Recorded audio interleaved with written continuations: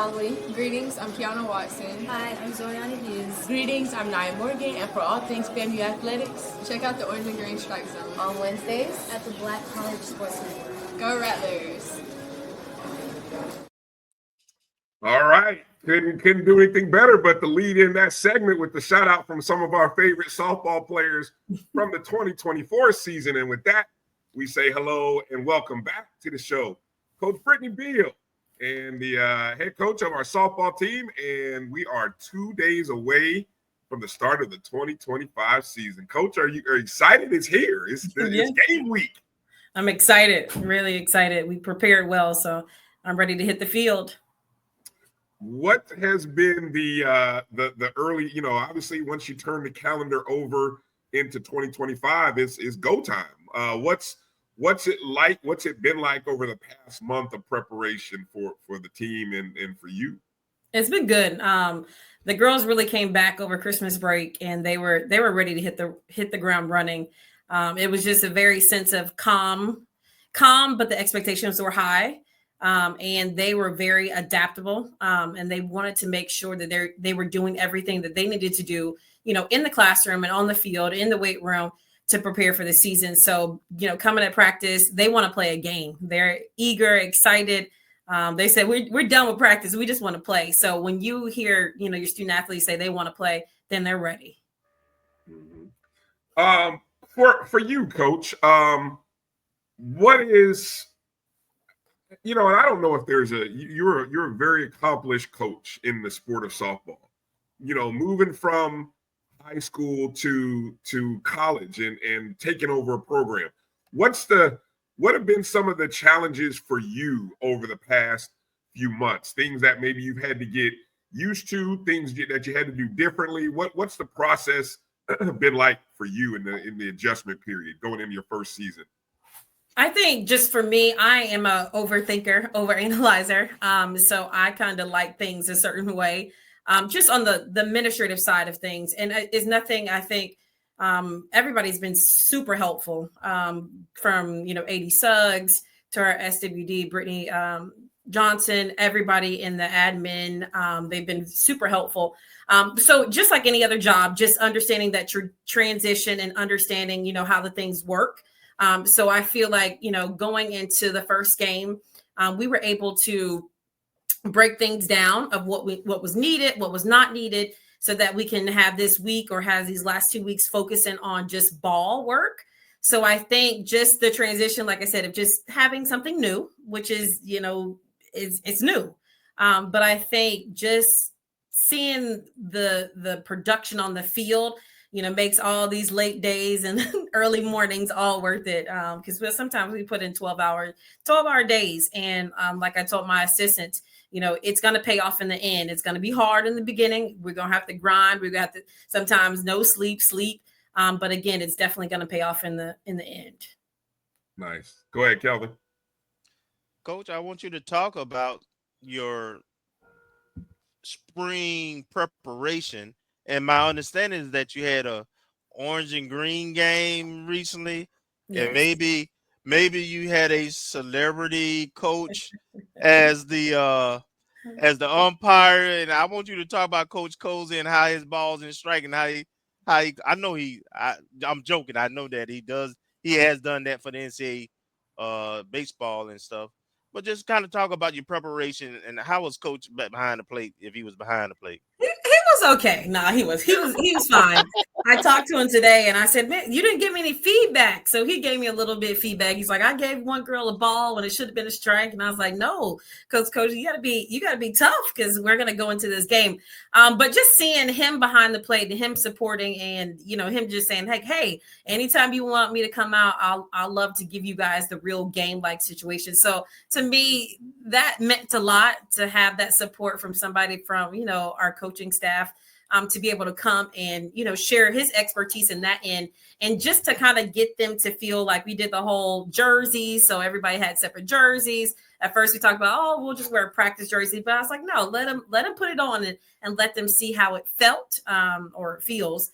And so I think having that game, obviously we've been doing, we'll do scrimmages in the middle of practice towards the end.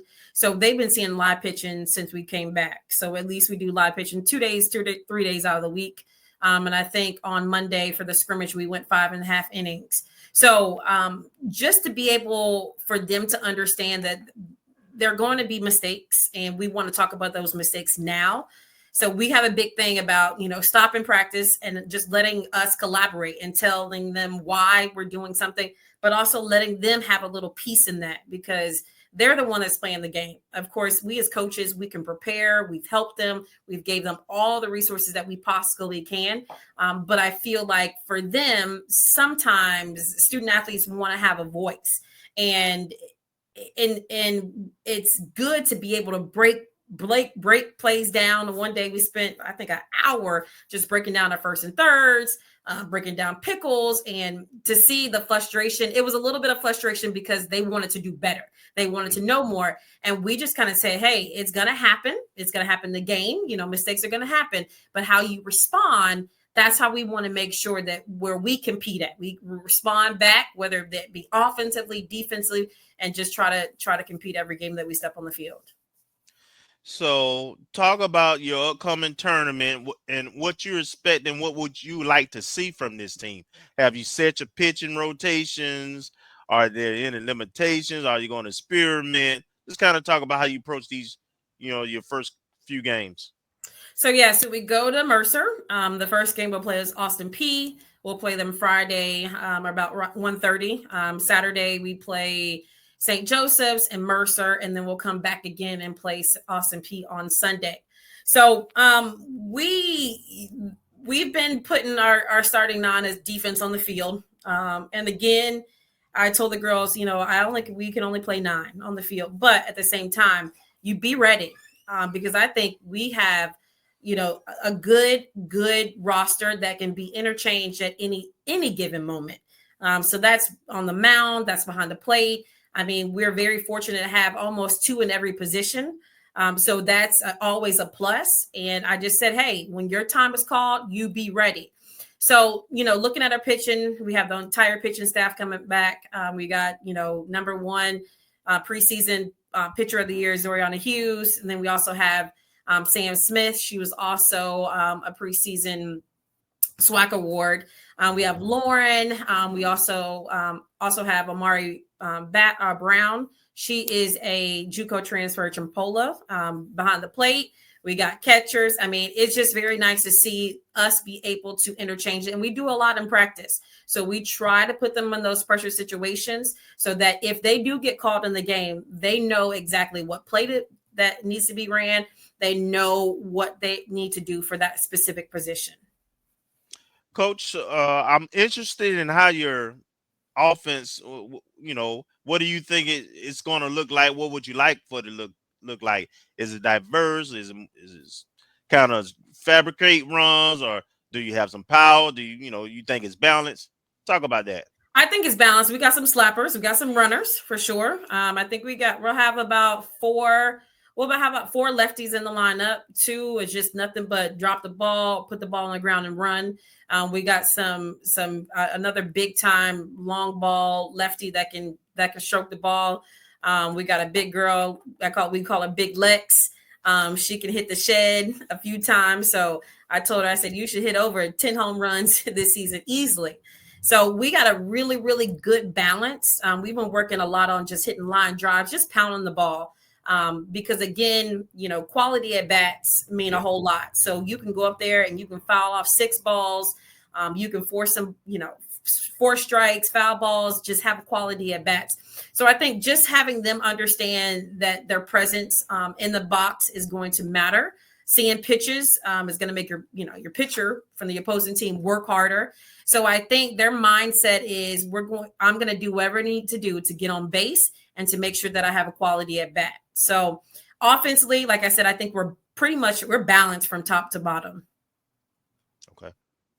All right. Coach, let's kind of get into, I want to specifically kind of talk about Zoriana Hughes, who last year as a true freshman was not only the co-freshman of the year, but the pitcher of the year. And so, of course, she comes in with those preseason honors. How has she grown? Because I mean that she didn't buckle at all of the weight of being the number one as a true freshman. She led the conference in wins, led the conference in SWAC victories.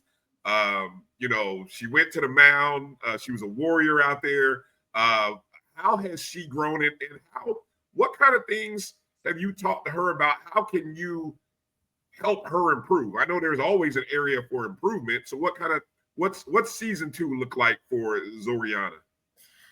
Zoe is a fighter. I don't know if you guys have ever met her in person, but she is a spark plug. She's quiet, but then when she gets on the field, she's definitely a fighter. So this year, Zoe's going to have a little different role as well, because Zoe can hit.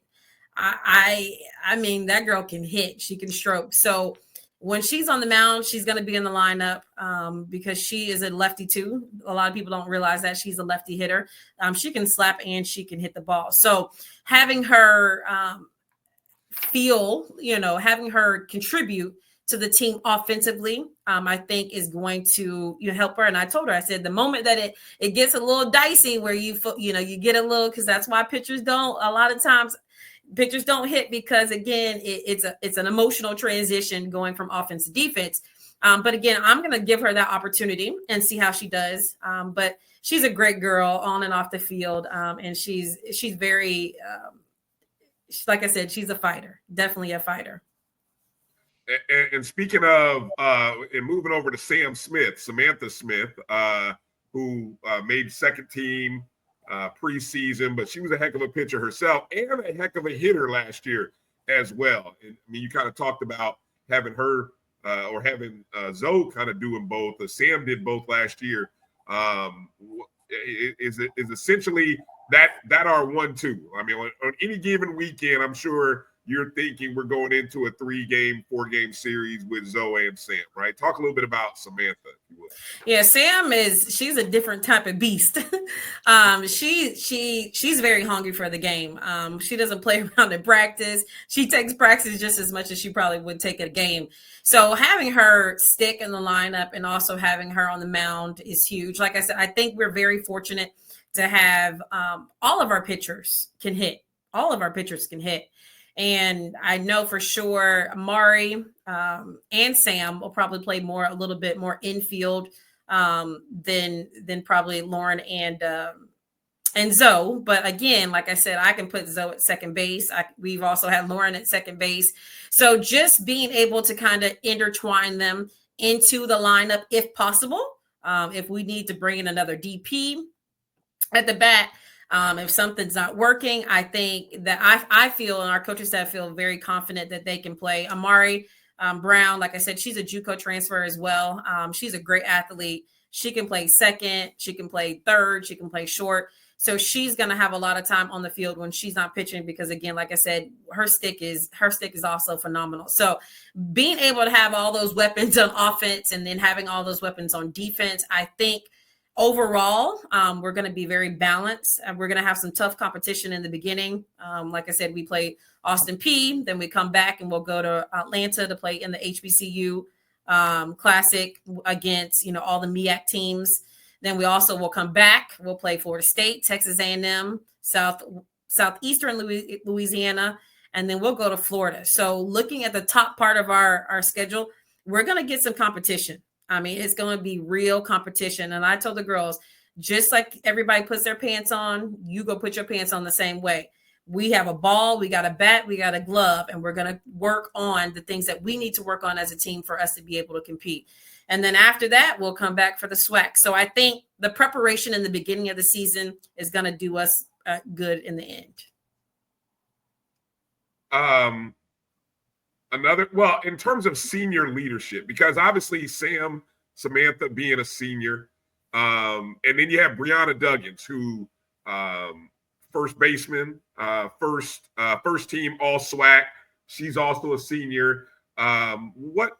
What type of leadership, and talk a little bit about Brianna, and then maybe the leaders on this team who has sort of stepped up as the ladies to kind of whether it be by their actions. You talk, whether it be their actions or their words. Who are some of the leaders on this team? I think for the team, they all lead in different ways. We also have Kiana Watson, which I don't even know how she didn't make the SWAC preseason team because she only had one error on the whole entire season last year at second base. So, and to see her play, her glove is just amazing. She's even more better person off the field. She's actually getting a degree in respiratory therapy. So she, like I said, she's smart off the field and also on the field. So she's stepped up big time as a leader. Bree has stepped up as well. Today's her birthday, so shout out to Bree. Happy birthday. All right. Happy birthday. All right. But to see her, at first base, very confident. Sam is the same way. Lauren Peppers. And I'm excited to see Lauren Peppers. She came in the fall and she said, Coach, I think this is my year. She said, I'm ready. I'm ready to give it my all for my last year. And then also too, Sam is going to probably come back next year for us. So that would be exciting to have her, with the new class, the lawsuit where you get an extra year. She falls underneath that. Bree as well, but Bree just got found out that she got accepted to grad school at JU for nursing. So we're very excited for her. But those are the only two that kind of fell in that underneath that umbrella. So we're very excited to have Sam back. So it's going to be interesting for sure, because we got a bunch of sophomores, we got some juniors, and we also have some freshmen. These girls are hungry. They're hungry. They don't back down. They want more. So I want to say that in my heart, they're all leaders, but in different aspects of what they lead. We got some leaders that show action on the field. We got some leaders that, off the field. So they're good. They're really good. Have they taught you to stroll yet, Coach? Have you got the stroll? They haven't taught me. We did no. So we do something a little different. I like to play music at practice. So we play music at practice. So they dance all practice. And the other day we had a little Soul Train line going on. So everybody got in a little action, but I'm waiting for them they had the cheer Bible out the other day, and AD Suggs met with the girls earlier in the week, and they went through their whole cheer Bible. I felt like we were in the game. I was just, clapping, and, it was fun. So they're excited. They call it, the club, Rattler Club. So they're excited to show off. No doubt. We've got one of the best dugouts in the SWAC in softball, I believe. One of the best dugouts. It's that if you go, if nothing else, if you go to the games, you're gonna hear some chatter. You're gonna hear some chatter. Good chatter. Yes. They say good trouble, good chatter. I got a question from the chat room, and I love this one because it relates to that position behind the plate.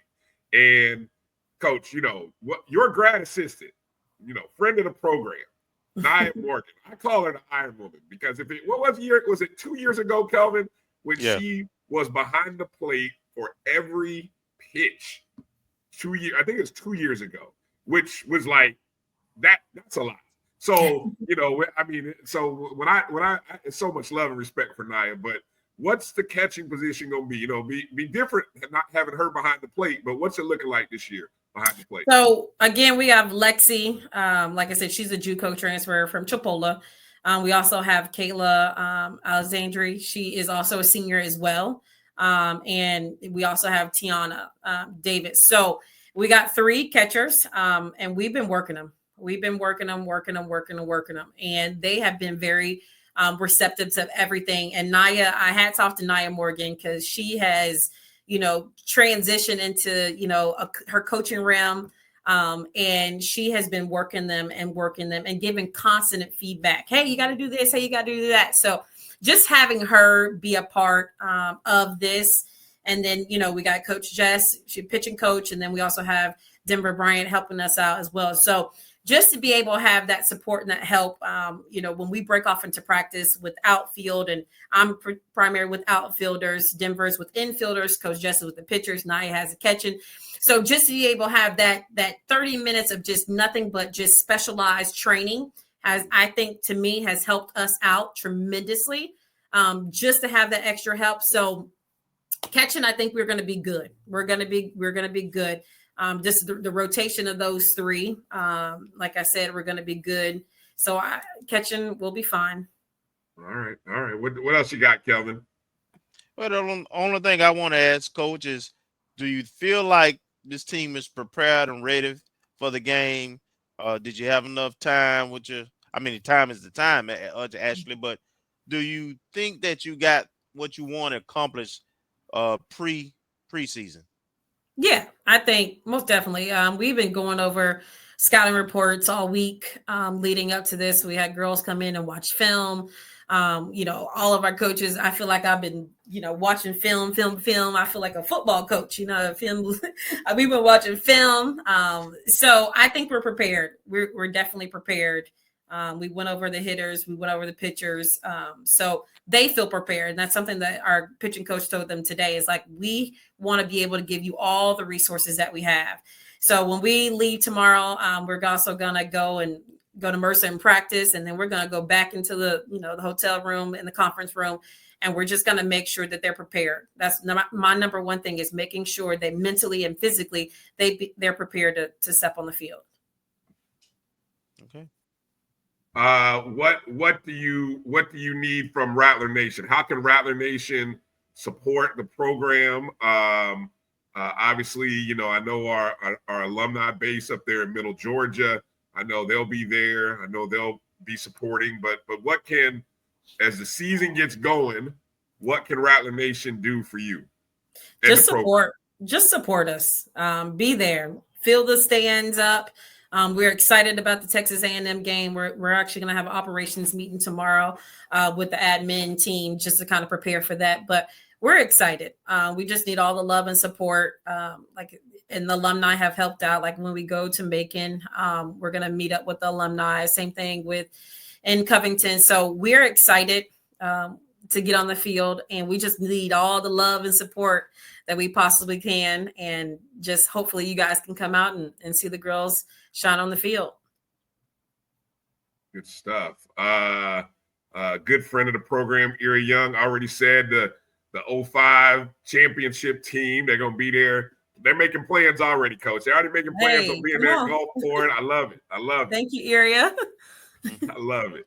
All right, so just to let people know the schedule, again, Macon, Georgia, the Mercer Bears Classic begins Friday against Austin Peay. I didn't know it was Austin Peay State University. It's just Austin Peay. I didn't know there was a state university on the end of it, but whatever. That's a 1:30 first pitch at Mercer University. Then the doubleheader is Saturday, and you guys are probably seeing all that on the scroll, those of you who've been paying attention. St. Joe's at 11 a.m., and then Mercer, the host school, at 1:30. Then on Sunday at 1:30, we take on Austin Peay again. Then for you folks in the Atlanta area, Covington, Georgia, which if you're not familiar with Covington, it's like northeast around the what is that big loop there in the Tucson? Is it Tucson? I don't know. It's the big loop around Atlanta, but the northeast corner of Atlanta Metro is where the HBCU Classic tournament will be. And we got a doubleheader on Valentine's Day against the Aggies of North Carolina A&T and Howard University. That should be fun. Yeah. Then on Saturday, a doubleheader against Coppin State and North Carolina Central. And then on Sunday, we close it against Maryland Eastern Shore. So that'll be a fun 5 game. Is it 5? Yeah, 5 game weekend. Yeah, up in the Atlanta area. So I know the Atlanta Rattlers will take care of you all. Yeah. And then the home stand begins Friday, February 21st. Obviously, let me not skip over the Florida State match on Thursday the 20th, taking on Florida State. I'm assuming that's over there. Yes. At their ballpark. Yes. Right. And then on the 21st, we have a doubleheader against Texas A&M. That's Texas A&M from the SEC right here at Veronica Wiggins Field on campus for a doubleheader Friday, 10 a.m. and then 12:30. I don't know. Have you heard whether the games at Mercer are going to be streamed, Coach? Will I have no idea. I definitely can look into that. I think I heard one of the girls say you had to. I don't know if Mercer has their own, TV production, but I'll definitely check that out, and hopefully we can post it. Get it online and post it out somewhere. But again, they're keeping the live stats, so we'll make sure that gets updated. But whereas one more thing, we're also going to be playing an alumni weekend. We're also meeting with the admin tomorrow. So all our alumni, I know Erie is in here. We are definitely planning that to have everybody on the, come back. Coach Wiggins came to the scrimmage on Monday. So she got in the circle and gave some words of advice. And then she called me up today and she said, Coach, there's some more things I need to tell you. So just having her around, that brought a lot of warmness to my heart. And so I know that some of the younger girls, they didn't realize, but I mean, you're talking to a legend, someone that started the program, that had been here and that has put in the time. So just seeing her and getting her kind of involved, engaged, that was very nice. Awesome stuff. Well, yeah, definitely, folks. Bull and everyone else out there, if we happen to come across the stream on from the Mercer feed, we'll definitely tweet that out and let you know. But again, definitely can always follow along with the live stats. I'm fingers crossed that Mercer. I know sometimes it's always tricky on the road. Like they may stream their games, but then they won't stream all the other games that are happening on their site. We've seen that in the past, so we'll keep our fingers crossed that that is the case. And once we find out, we'll post that out. So, all right, Coach. You said you guys hit the road tomorrow, correct? Yeah, we hit the road tomorrow, so we're going to Macon. All right. Well, safe travels. Thank you, the coaching staff, team, and have a great start to the season. We're looking forward to it. Excited for you. Excited for the ladies. Excited for the coaches. It's a fun time of the year, so enjoy it, and we look forward to seeing you guys stack some W's up in the non-conference schedule. All right. Thank you guys so much for everything that you do. Yes, indeed. Right. Thank you, Coach. Thank you. Have a great evening. Bye-bye.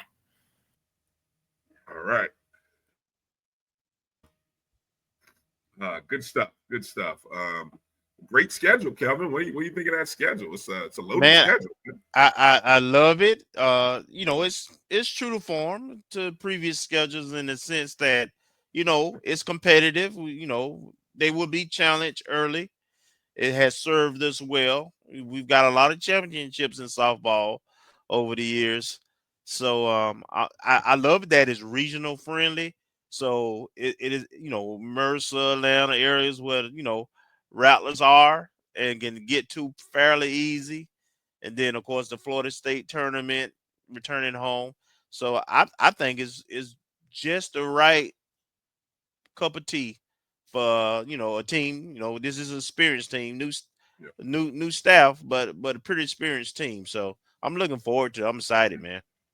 Just in case you didn't know, or just to kind of put a look at the SWAC schedule, unlike baseball, where this is the first year where baseball in the SWAC went to an open format, meaning everybody will play 10 of the 11 SWAC opponents. Softball is still holding on to the old traditional divisions. So we only play our 5 division opponents, home and away, in a series of 3-game, mostly 3-game series.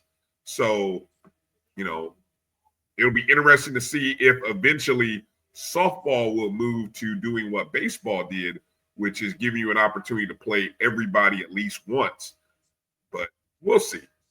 So, the only time we'll see, actually, we don't see anybody from the Western Division at all, not even up at that HBCU Classic. So it'll be mostly Eastern Conference. We start the conference season, of course, with Coach P. Coach P will be coming back. So March 7th, we'll have to make sure that to be in the house for that one. We love Coach P. We wanted to have success everywhere, but when she comes to Tallahassee and in the SWAC tournament. Sorry to say it, Coach, we love you, but but she knows how it is. So, Yeah, absolutely. Exactly. So again, thanks to Coach Beall. You guys make sure to hit up Coach Beall on X. You can find her. I think it's her handle is at Brittany Beall. Or make sure to definitely hit up that FAMU softball. And if you're not following softball on Instagram or X, you need to make sure you are, because they do great videos, great updates, and so great opportunity to follow along. So, all right.